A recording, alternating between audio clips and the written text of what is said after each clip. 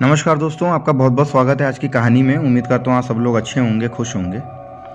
दोस्तों, आज की जो मैं पैरानॉर्मल एक्टिविटी लेके आया हूँ, सीधे तौर पे कहा जाए तो जो आज की मैं जो भूतिया कहानी लेके आया हूँ आप लोगों के लिए, उसको शेयर किया है नीलम जी ने मेरे साथ, और उन्होंने रिक्वेस्ट करी कि आप एक कहानी के रूप में अपने चैनल पर सुनाइएगा।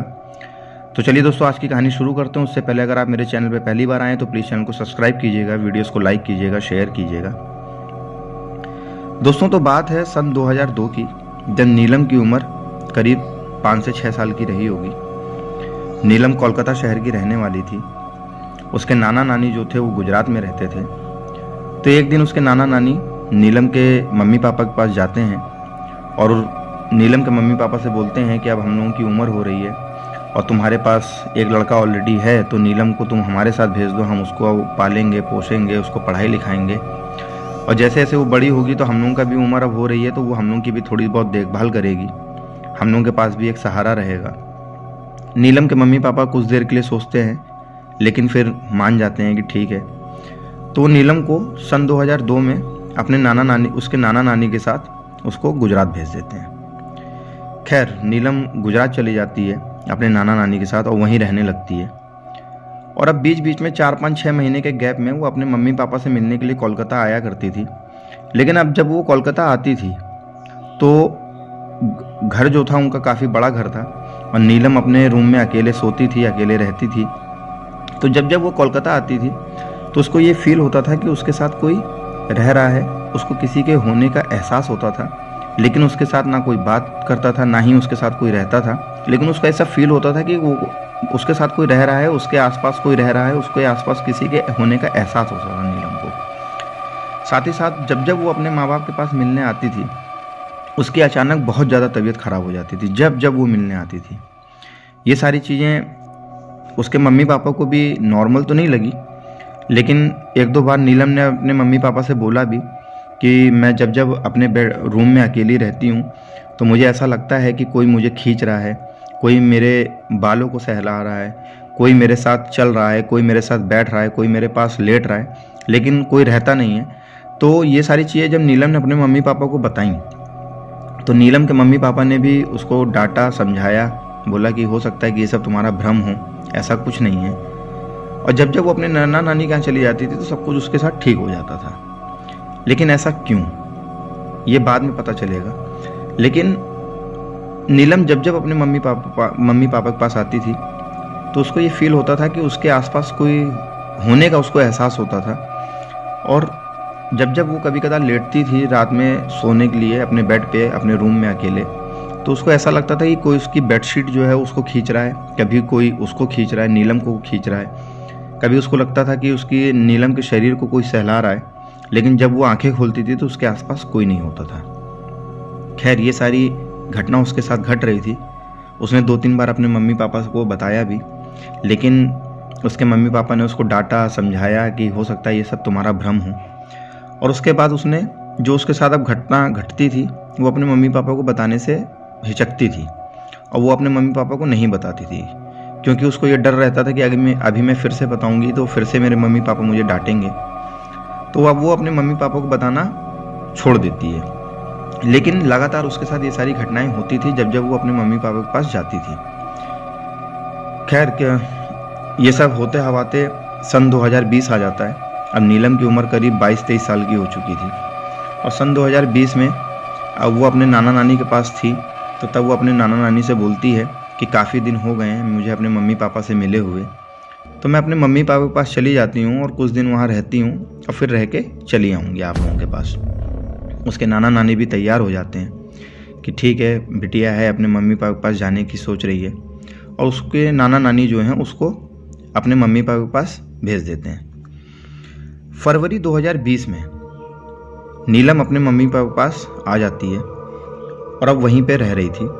3 से 4 दिन तो काफ़ी अच्छे से बीतते हैं, लेकिन 3-4 दिन बीतने के बाद एक रात की बात है, जब वो अपने बेड पे लेटी हुई थी, अकेले सो रही थी अपने रूम में, तो उसको ऐसा लगा कि कोई उसके पास आके लेटा हुआ है और उसको लगातार घूर रहा है।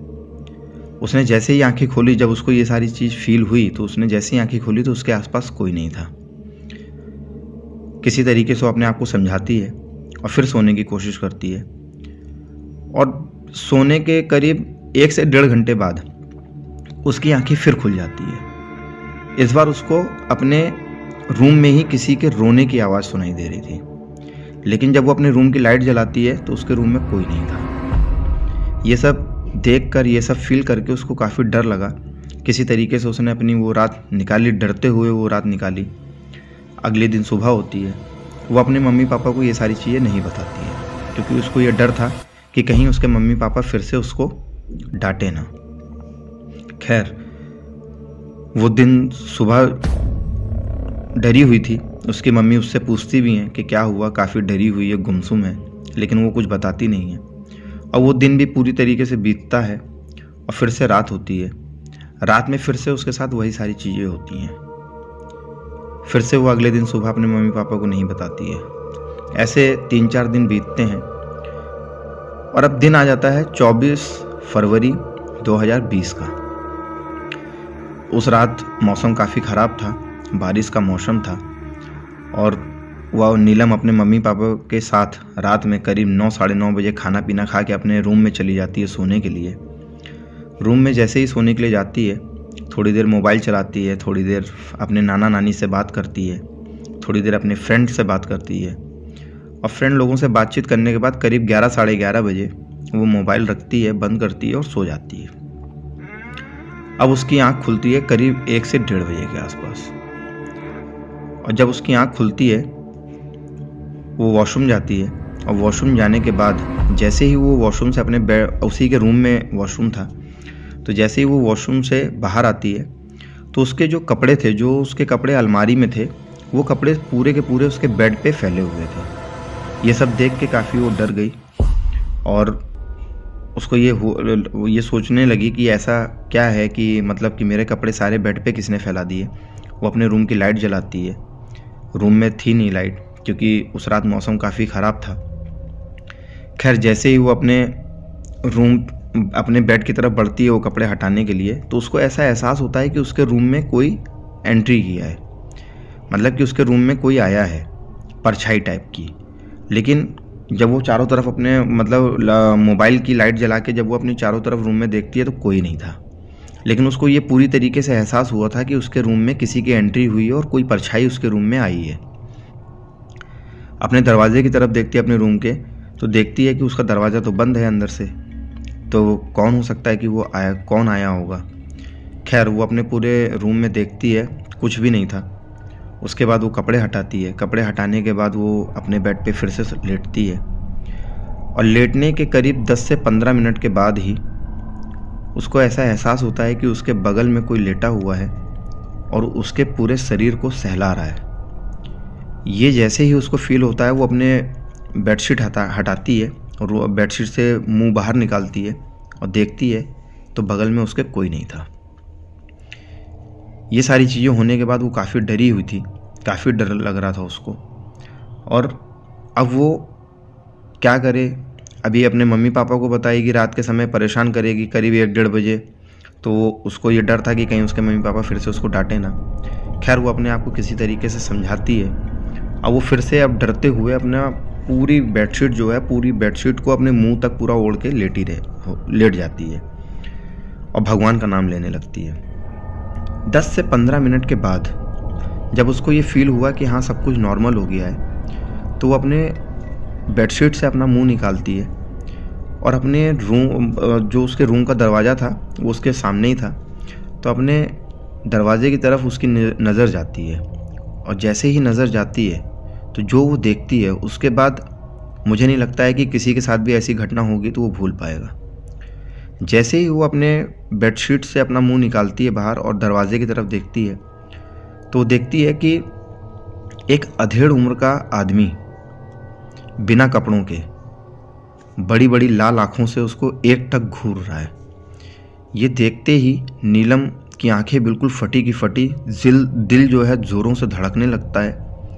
डर के मारे वो क्या करे उसके कुछ समझ में नहीं आ रहा था। होशो हवास में जैसे वो थी ही नहीं और लगातार वो आदमी उसी को देख रहा है।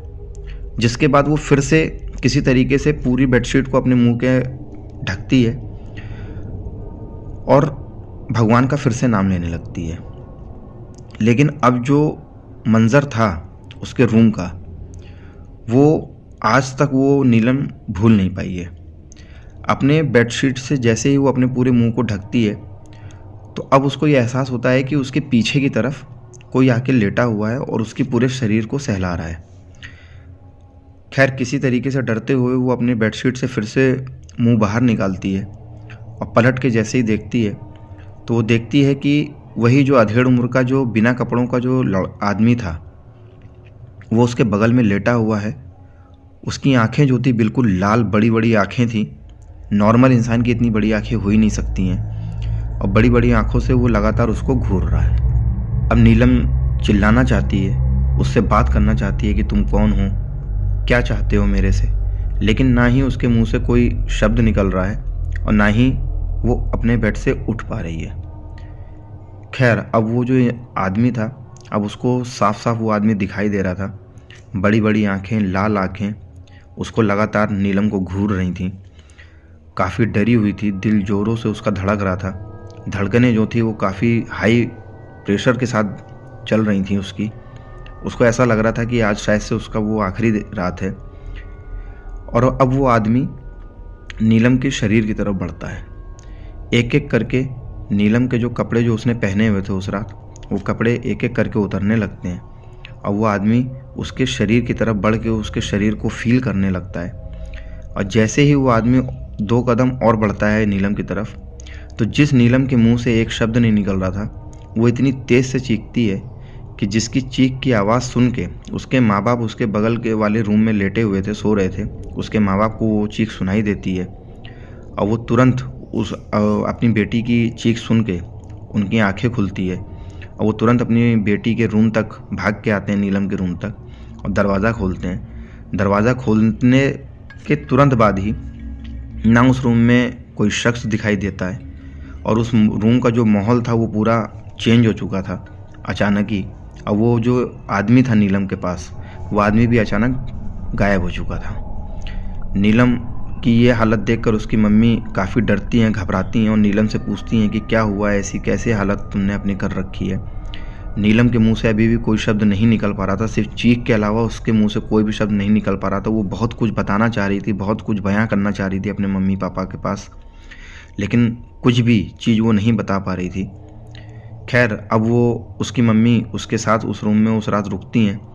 पूरी रात कटती है। नीलम अभी भी जैसे कि मानो कि एक सदमे में थी, एक जैसे कि मतलब पैरालाइज वाली हालत में थी, सदमे में थी। वो कुछ भी अपनी माँ से कोई बात नहीं कर पा रही थी, बस बड़ी बड़ी आँखों से अपनी माँ को सिर्फ देख रही थी। ये सब देख के नीलम की जो माँ थी वो भी काफ़ी घबराती है। अगले दिन सुबह होती है। नीलम अब नॉर्मल होती है धीरे धीरे। वो सारी वारदात, सारी घटना जो उसके साथ पिछली रात घटी, वो अपने मम्मी पापा को बताती है। मम्मी पापा को बताने के बाद उसके मम्मी पापा जो थे वो बागेश्वर धाम के बहुत बड़े भक्त हैं, जानते हैं, मानते हैं उनको, तो वो बागेश्वर धाम जाने की सोचते हैं। अगले ही दिन दोपहर में वो बागेश्वर धाम के लिए निकल जाते हैं। लेकिन बदकिस्मती कहें कि क्या कहें, उस दिन बागेश्वर धाम पहुंचने के बाद बाबा से उनकी मुलाकात नहीं होती है। लेकिन जो उनके अनुयायी लोग थे, जो सीनियर अनुयायी लोग थे बाबा के, वो उनसे वो मुलाकात करते हैं। और जैसे ही वो बाबा, जो उनके बाबा के जो अनुयायी थे, जैसे ही वो नीलम को देखते हैं तो बोलते हैं कि इसके पीछे तो करीब 15 साल से एक पिशाच पड़ा हुआ है। मतलब कि जैसे ही बाबा ने नीलम को देखा, देखते ही बोल दिया कि इसके पीछे तो 15 साल से एक पिशाच पड़ा हुआ है।